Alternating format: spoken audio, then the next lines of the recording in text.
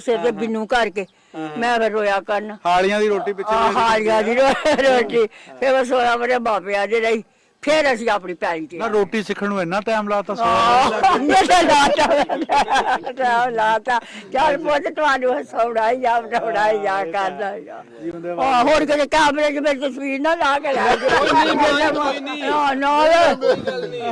ਇੱਕ ਦਿਨ ਲੈ ਕੇ ਕਿ ਮੇਰੇ ਲਾ ਕੇ ਮੈਂ ਤੁਰੀ ਜਾਵਾਂ ਤੇ ਰੇਠ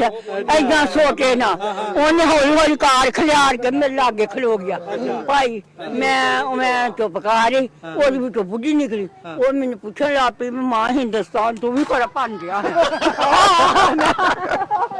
ਕੋਈ ਨਹੀਂ ਅੱਛਾ ਫੇਰ ਕੀ ਕਹਿੰਦੀ ਹੋ ਤੂੰ ਵੀ ਭੰਨ ਗਿਆ ਨਾ ਮੈਂ ਨਹੀਂ ਜਾਓ ਅੱਛਾ ਠੀਕ ਆ ਜਿਹਨੇ ਬਾਤ ਅੱਲਾ ਮਾਂ ਪੁੱਤ ਨੂੰ ਤੇ ਜੱਫੀਆਂ ਪਾ ਲਿਆ ਨਹੀਂ ਲਾ ਰੋ ਅੱਲਾ ਤੁਹਾਨੂੰ ਆ ਸਾਡੇ ਪਿੰਡ ਦਾ ਬਣਾ ਹਾਂ ਹਾਂ